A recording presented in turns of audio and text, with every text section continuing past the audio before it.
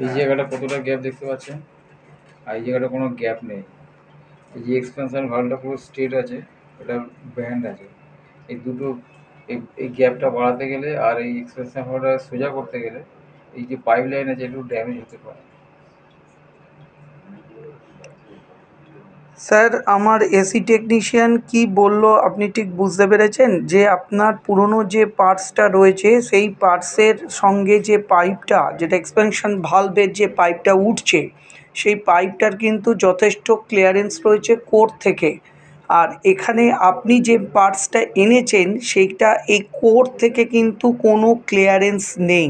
সুতরাং যখন আমরা এটা ফিট করব তখন এই ক্লিয়ারেন্সটা কিন্তু আমাদেরকে তৈরি করতে হবে বা বাড়াতে হবে। ক্লিয়ারেন্সটা বাড়াতে গেলে যদি যেহেতু এই পাইপগুলো অ্যালুমিনিয়ামের ব্যাপার, কোনো রকমভাবে কোনো কিছু ড্যামেজ হয়ে যেতে পারে। তো তার জন্য কিন্তু আমরা রেসপন্সিবল থাকব না।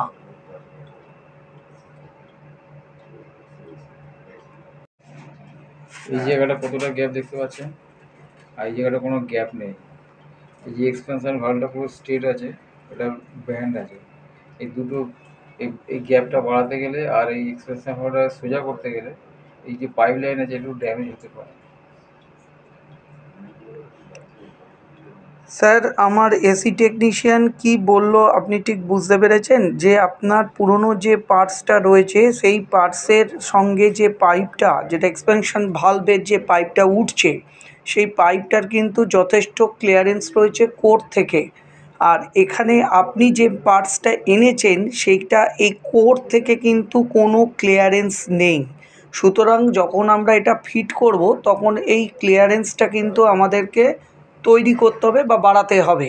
ক্লিয়ারেন্সটা বাড়াতে গেলে যদি যেহেতু এই পাইপগুলো অ্যালুমিনিয়ামের ব্যাপার, কোনো রকমভাবে কোনো কিছু ড্যামেজ হয়ে যেতে পারে। তো তার জন্য কিন্তু আমরা রেসপন্সিবল থাকব না।